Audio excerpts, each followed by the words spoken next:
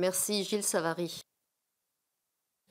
Oui, sur cette question enfin, c'est finalement la question de la relance de l'économie européenne.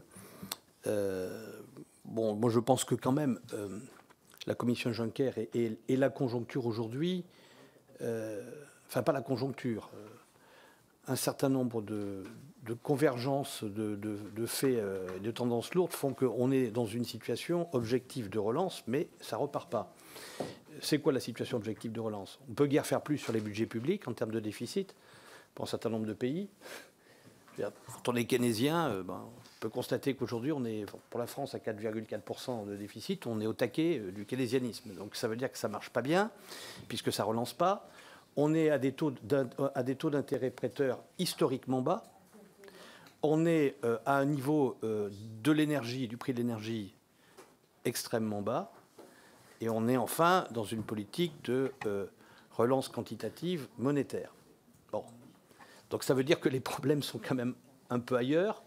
Moi, je crois qu'il faut prendre comme étant de bon augure les 300 milliards de Juncker, mais ça ne sera pas la panacée universelle. On sait tous en plus comment ça fonctionne. À partir du moment où on a des perspectives budgétaires septennales et un certain malthusianisme sur le niveau du budget européen, ça ne peut être que des redéploiements, et je ne vois pas en quoi ça peut être des ressources supplémentaires. On sait très bien comment ça fonctionne. On regarde où on a des sous-consommations, et puis on redéploie, probablement du côté du fonds de cohésion, un peu du côté du FEDER. Bon, l'important, c'est, vous avez raison, de le mettre au bon endroit. Moi, mon point de vue, c'est que quand même, on est un vieux continent avec beaucoup de marchés de renouvellement. Et si on veut faire de la relance, il faut être à la charnière de l'innovation, de la recherche et de sa conversion en production européenne. On a un vrai problème français, par exemple. En réalité, il y a beaucoup d'innovation dans nos laboratoires. Il y en a énormément en Europe. Et on s'aperçoit que les productions se font ailleurs parce qu'on ne sait pas le convertir en entrepreneuriat, en entreprise. Et que donc, bon, on produit des cerveaux et des innovations dont les brevets s'en vont aux États-Unis ou ailleurs. Donc on a un vrai sujet qui est un sujet presque de nature structurelle plutôt qu'un sujet simplement de relance de l'investissement public. Je crois que ça, c'est quand même extrêmement important. Et donc je pense qu'il faut qu'on sache aussi investir un peu dans l'immatériel. Et pas simplement dans le matériel, et que l'on essaie de regarder quels sont les créneaux d'avenir qui nous permettraient de créer des marchés d'équipement ou d'amorcer des marchés d'équipement dans des domaines nouveaux. Et en particulier, tout à l'heure, vous parliez d'énergie. Moi, ce que je regrette, c'est que la politique énergétique de l'Union européenne, elle se borne, comme dans bien des domaines industriels, à considérer que le marché intérieur fait la politique industrielle. Voilà. Donc on dit, écoutez, on va faire de la gouvernance du marché, et ça marchera, on baisse les frontières, on sépare les patrimoines, les réseaux des exploitants, et ça donne une plus-value. Ça donne un marché, mais la plus-value en termes de croissance, malgré les chiffres mirobolants qu'on a dans chacun des rapports d'intention de la Commission, c'est assez faible. Et donc je ne sais pas si Juncker peut se lancer là-dedans. Jusqu'à présent, ce n'était pas l'état d'esprit de Barroso, mais il serait quand même intéressant d'avoir de grands programmes dans des domaines d'avenir intégrés. Voilà, intégrés.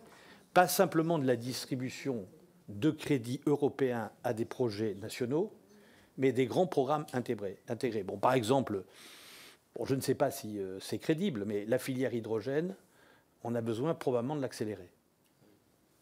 C'est une des façons de stocker. C'est une des façons de stocker les énergies alternatives, et c'est une des façons aussi de faire rouler les voitures dont on sait qu'elles sont en train de triompher sur le train. Je n'ai pas voulu prendre la parole tout à l'heure, mais en matière de climat, c'est très clair maintenant, les gens vont vers du low cost. Le train commence à être arbitré très durement par des modèles low cost qui sont spontanément la voiture, et bientôt nous allons libéraliser les cars. Et j'avais ce matin les gens de la DB dans mon bureau qui me disaient qu'ils ont libéralisé les cars en Allemagne, et donc ils ferment des lignes ferroviaires parce que c'est un challenge extrêmement puissant. Le prix d'un siège de car, c'est un quart du prix d'un siège de train. Et encore, l'ADB ne fait pas comme la France, il ne se fait pas des Ferrari comme des trains. Ils décident d'avoir des trains moins chers. D'ailleurs, ils ont décidé qu'ils mettraient probablement leur réseau à moins de 250 à l'heure dans les 10 ans qui viennent, systématiquement, pour avoir des trains plus confortables, beaucoup moins chers. Donc voilà. Donc je pense qu'il y a des projets stratégiques qu'il faudrait développer. Si on veut aller vers les énergies renouvelables pour être moins dépendant au plan énergétique, il faut qu'on développe tout ce qui tourne autour. c'est-à-dire la capacité de stockage et éventuellement l'approvisionnement automobile en carburant hydrogène. Je trouve qu'on prend beaucoup de retard, les Allemands y travaillent. Enfin, c'est des sujets comme ça qui me semblent devoir être investis au plan de l'équipement public, de l'investissement public. Pour le reste, parce que finalement, il y a un programme européen, j'en termine, physique, intégré, c'est le programme des réseaux de transport, enfin, des RTET, qui finalement est assez exemplaire.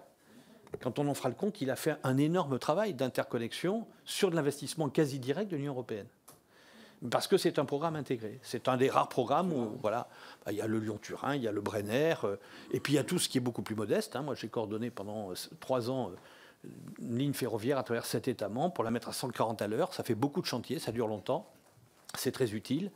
Et donc, je pense qu'il faudrait qu'on imagine ce genre de choses dans un certain nombre de domaines stratégiques. Je pense à l'énergie, et je pense que c'est une forme d'intégration et de dénationalisation des stratégies de relance.